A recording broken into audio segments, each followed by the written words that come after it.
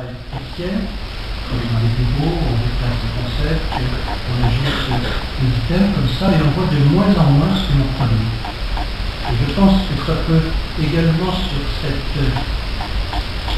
sentiment d'isolement ou de relative inutilité, de faire qu'on sait moins par où, comme le faisaient les paysans, les ouvriers, il y a tout de même des choses faites et transformées visibles, de savoir ce qu'il en est, et même que les parents fabriquaient des enfants, mais dans une époque où les familles étaient élargies, on restait plus sur place, on voyait ce qu'on avait fait.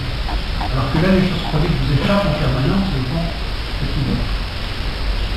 Voilà, donc, point également sur la liberté, c'est notre système de valorisation quand il s'agit de maladie de la souffrance. C'est vrai qu'aujourd'hui, nous ne sommes pas très au clair sur la manière de valoriser ou d'idéaliser la souffrance humaine. À quoi ça sert de souffrir? Alors, nous sommes héritiers de sociétés latines, souvent doloristes, mais qui nous expliquaient au fond que la nuit des temps, enfin du temps relativement récent, et que de souffrir sur Terre, c'était récompensé ailleurs. Beaucoup de religions, beaucoup de textes montrent qu'on a avalé de larmes, et puis ensuite les larmes s'arriveront et s'arriveront mal quelque chose. Aujourd'hui, évidemment, les derniers risquent de rester les derniers, comme dirait Manueline encore. Voilà. Alors nous, évidemment, avec le système de soins, on voudrait que les derniers ne soient pas les derniers pour toujours. Et c'est là qu'il y a peut-être une idéalisation de ce système de soins, une idéalisation du rôle de la médecine d'aujourd'hui, ou au moins dans les institutions, ceux qui sont peut-être les derniers deviennent les objets mêmes de l'institution. C'est-à-dire qu'ils deviennent les premiers, ils deviennent l'objectif de l'institution. Ils sont au centre du système, comme on dirait. Le système est pour eux. Donc ils sont les premiers pour quelque chose. Alors ensuite, je t'appelle cynique ou pas, on peut en discuter, parce que s'occuper bien des patients, c'est-à-dire qu'on fabrique les emplois de ceux qui sont payés pour ça. Mais en tout cas, il y a là, idéalement dans notre système, dans psychiatrie et société, dans institution et société, institution de soins et société, l'idée qu'on va inverser au fond quelque chose de l'ordre de la malchance, quelque chose de l'ordre de l'injustice, en mettant en premier ceux qui ne sont pas par les choses telles qu'elles sont toujours les premiers. Voilà, puis un point pour finir et qui est un élargissement que je considère extrêmement préoccupant aujourd'hui. Quand il va s'agir de psychiatrie, jusqu'à maintenant, nous sommes dans un système où en France, et ça a été rappelé tout à l'heure, depuis 1838 et depuis même la période des codes de la royauté, dans un système où on séparait assez bien ce qui était la contrainte pour les raisons pénales, parce qu'on avait une infraction, que c'était la réponse de la justice, portée sur relativement récent dans notre histoire, et puis la contrainte pour soin. Donc pour être enfermé quelque part, il faut que ce soit hospitalisation du fils à la demande d'un tiers, du côté de la psychiatrie, ou sinon c'est un enfermement pour des raisons pénales.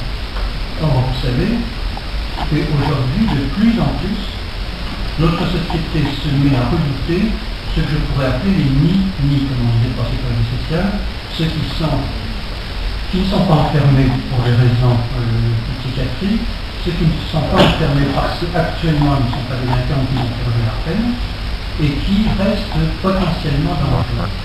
Donc avec le principe de précaution, ce qui est à l'heure, avec l'idée qu'il y a des gens qui dans leur tête ont des choses folles, et qu'à tout moment, s'ils sont incapables de les tenir, ils peuvent passer à l'acte, nous sommes en train de laisser accréditer, peu à peu, l'idée qu'il serait légitime d'enfermer des gens au titre de la précaution par le contrôle social. Donc nous imaginerions, et c'était proposé par des rapports qui ont circulé depuis 2 ans, qu'on a plus ou moins bloqué pour l'instant, sans que l'opinion comprenne très bien de quoi il s'agit, nous sommes en train d'inventer, et sans doute demain, beaucoup de nos législateurs auront envie de dire oui, nous sommes en train de préparer le droit à l'enfermement pour des gens fragiles dans la tête, susceptibles de passer à l'acte contre eux-mêmes ou contre les autres, et qui, lorsqu'ils sont dans des situations de stress, d'inquiétude, passent à l'acte et sont sans être capables de sortir. Si c'est vraiment vrai, il y a des centaines, voire des milliers de gens dans notre société qui sont dans cette situation, et qui demain, au titre de quoi? La protection de la liberté de la société intérieure, au terme de la protection des gens contre leur violence interne.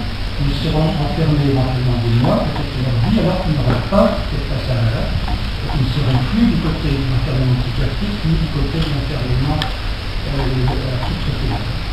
Voilà, donc évidemment l'institution psychiatrique dit nous soignons, et nous allons peut-être, après cette ouverture qui peut paraître peut-être un peu large, mais qui est évidemment l'époque dans laquelle nous vivons, il paraît, je pense, nous enrichir ce qu'on va se raconter, ce que vous allez nous raconter les uns les autres sur le système actuel de prise en charge des gens qui sont malades, qui sont administratifs.